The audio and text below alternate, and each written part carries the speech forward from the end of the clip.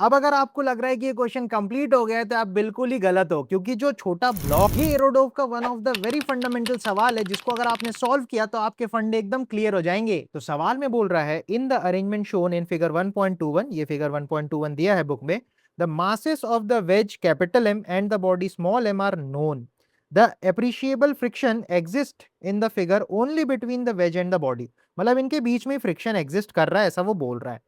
The friction coefficient being equal to K, generally अपन mu लेते हैं, यहाँ पे के करके अपन को दिया है। The masses of the pulley and the thread are negligible. Find the acceleration of the body small m relative to the horizontal surface on which the wedge slides. तो बेसिकली यहाँ पे इसको फिक्स कर रखा है।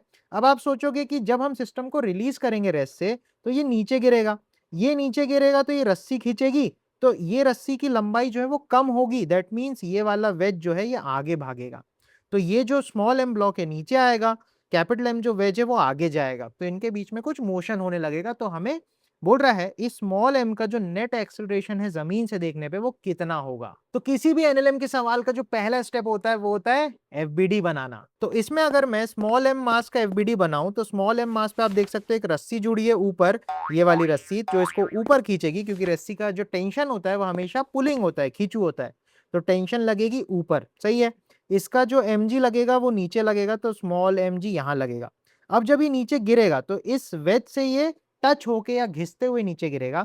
दैट मीन्स ये veg इस पे एक नॉर्मल रिएक्शन लगाएगा, तो इस वेज का नॉर्मल रिएक्शन हम बोल सकते हैं यहां आ जाएगा। सपोज इसको मैंने nx बोला क्योंकि ये x डायरेक्शन में है, सही है। इसके अलावा ये नीचे भी जाएगा, तो इसके नीचे जाने का एक्सेलरेशन सपोज कुछ ay होगा, और क्योंकि ये वेज इसको आगे धकेल के भी ले जाएगा तो इसका एक x में भी एक्सेलरेशन होगा, इसको अपन यहां लिख लेते हैं ax।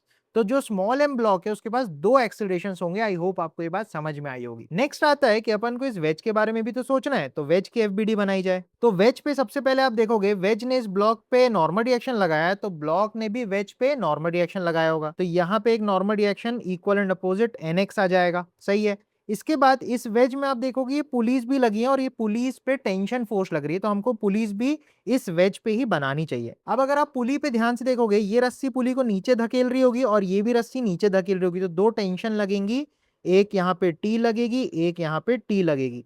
एक रस्सी में एक ही टेंशन होता है इसलिए दोनों टी बराबर होंगे। नेक्स्ट आप देखोगे इस पुली पे, आप देखोगे ये रस्सी यहाँ खींच रही होगी, ये रस्सी यहाँ खींच रही होगी, तो इसको बना लेते हैं। ये टेंशन यहाँ लग जाएगा, ये टेंशन ऊपर लग जाएगा, ठीक है। टेंशन का हिसाब हो गया, नॉर्मल का हो गया। अब समझते हैं इस पे mg वगैरह भी लगेगी, जमीन से भी एक नॉर्मल आएगा, परंतु क्योंकि ये वेज सिर्फ x डायरेक्शन में चल रहा है तो मैं x में ही इस पे ज्यादा बात करूंगा, y में नहीं जाऊंगा, ठीक है। तो अपन समझ सकते हैं वेज जिस एक्सेलरेशन से आगे जा रहा होगा इस छोटे से ब्लॉक को भी उसी एक्सेलरेशन से लेके जा रहा होगा। मतलब x डायरेक्शन में वेज की और छोटे ब्लॉक की जो एक्सेलरेशन है वो इक्वल होनी चाहिए, तो अपन बोलेंगे इसकी x में डायरेक्शन ax ही होनी चाहिए। अब मुद्दा आता है ax और ay में क्या हिसाब है, टेंशन नॉर्मल इन सब में क्या हिसाब है वो अपन समझते हैं। तो हमेशा बड़ी फोर्स माइनस छोटी फोर्स बराबर ma की इक्वेशंस हमको लिखनी चाहिए, और x में और y में अलग अलग लिखनी चाहिए। तो इस ब्लॉक को आप सोचोगे तो ये x में भी चल रहा है और y में भी चल रहा है, दैट मीन्स हमें x में भी इक्वेशन लिखनी पड़ेगी और y में भी। और ये जो वेज है ये सिर्फ और सिर्फ x में चल रहा है, तो इसमें x में आपको f बराबर ma की इक्वेशन लिखनी पड़ेगी, ठीक है। तो सबसे पहले छोटे ब्लॉक की अगर मैं बात कर रहा हूं तो छोटे वाले ब्लॉक के लिए अपन लिख सकते हैं x डायरेक्शन की अगर मैं बात करूं तो उसको नॉर्मल रिएक्शन ही धकेल रही है, तो nx बराबर स्मॉल m इंटू ax, ये आ गई x डायरेक्शन के हिसाब। ऐसी y डायरेक्शन में स्मॉल वाले ब्लॉक पे आप सोचोगे तो ये नीचे जा रहा है, तो क्योंकि ये नीचे जा रहा है एक चीज तो इसमें लगाने ही अपन भूल गए, फ्रिक्शन भी तो लग रही है। तो क्योंकि ये ब्लॉक नीचे जा रहा है तो इस पे फ्रिक्शन ऊपर लगेगा, तो फ्रिक्शन भी इसमें मैं लगा देता हूं, फ्रिक्शन ऊपर की डायरेक्शन में F लगेगा। अब क्योंकि ये घिस रहा होगा तो फ्रिक्शन मैक्सिमम लगेगा, और फ्रिक्शन होता है म्यू n, तो म्यू की वैल्यू k दी है और n की वैल्यू आप nx लिख सकते हो। अब आप प्रॉपर y डायरेक्शन में सोच पाओगे, y डायरेक्शन में आप बोलोगे नीचे जा रहा है तो बड़ी फोर्स माइनस छोटी फोर्स बराबर ma, तो बड़ी फोर्स हो जाएगी अपनी mg minus k into nx minus T बराबर स्मॉल m इंटू ay। अच्छा, यही फ्रिक्शन इस वेज पे भी तो लगेगा, तो देखो वेज ने ब्लॉक पे फ्रिक्शन लगाया ऊपर, तो ब्लॉक ने वेज पे फ्रिक्शन लगा दिया नीचे, तो हम बोलेंगे इस पे इक्वली फ्रिक्शन लगेगा k इंटू nx नीचे, परंतु अगेन वेज में y डायरेक्शन में कोई लोड नहीं है क्योंकि y में तो वो चल ही नहीं रहा है इसलिए लोड नहीं है। अब वेज के लिए इक्वेशन लिखता हूं मैं, वेज के लिए एक्स डायरेक्शन में इक्वेशन लिखेंगे अपन, ठीक है। एक्स में अपन लिखेंगे तो सोचो क्या चल रहा है, देखो तो एक्स में देखो आगे की तरफ टेंशन है, पीछे की तरफ नॉर्मल है, तो अपन बोल सकते हैं अगर ये ब्लॉक आगे जा रहा होगा तो बड़ी फोर्स माइनस छोटी फोर्स बराबर एम ए लिखना पड़ेगा। तो बड़ी फोर्स हो जाएगी टेंशन माइनस एन एक्स बराबर कैपिटल एम इंटू ए एक्स। अब अपन को एक चीज समझनी है, कितने अननोन है, तो आप देखोगे एन एक्स, ए एक्स, टी, ए वाई, तो चार अननोन है अपने पास, तो अपन को इक्वेशन भी तो चार चाहिए होगी, यही सबसे बड़ा हिंट है। तो अब चौथा इक्वेशन कैसे बनाए, तो उसमें ए एक्स और ए वाई में क्या हिसाब है ये लाना पड़ेगा अपन को। तो आपको ही समझना पड़ेगा कि भाई सोचो अगर ये नीचे एक्स चलता है तो ये रस्सी भी एक्स खींचेगी, यहां से वो एक्स आएगा और यहां से वो एक्स आएगा। दैट मीन्स अगर ये ब्लॉक एक्स नीचे आता है तो ये पुली को एक्स आगे जाना पड़ेगा, तभी तो यहाँ पे ये एक्स ढील बनेगी, और ये एक्स ढील तभी यहां से जाके इसको मिल पाएगी, सही है। तो अपन ये बोल सकते हैं अगर ये एक्स नीचे आया दैट मीन्स ये वेज भी तो आगे एक्स चला होगा, तो अपन बोल सकते हैं जितना ये नीचे आएगा उतना ही आगे जाएगा, जिस स्पीड से नीचे आएगा उसी स्पीड से आगे जाएगा, जिस एक्सेलरेशन से ये ब्लॉक नीचे आएगा उसी एक्सेलरेशन से पुली को, दैट मीन्स इस वेज को आगे जाना पड़ेगा। तो यहां से बोल सकते हैं ए एक्स इक्वल्स ए वाई। तो कुल मिला के अब अपने पास चार इक्वेशंस आ गई है, और इन चारों को अगर हम सॉल्व करेंगे तो अपने को ए मिल जाएगा जो इस क्वेश्चन में पूछा है। तो इसको सॉल्व करने के लिए मैं क्या कर रहा हूं, एनएक्स की वैल्यू यहां पे पुट कर रहा हूं, और यहां से जो टी की वैल्यू निकल के आएगी उसके लिए एनएक्स को यहां फेंकेंगे, और जो बचेगा उसको लाके यहां टी की जगह फिट करेंगे अपन, ठीक है।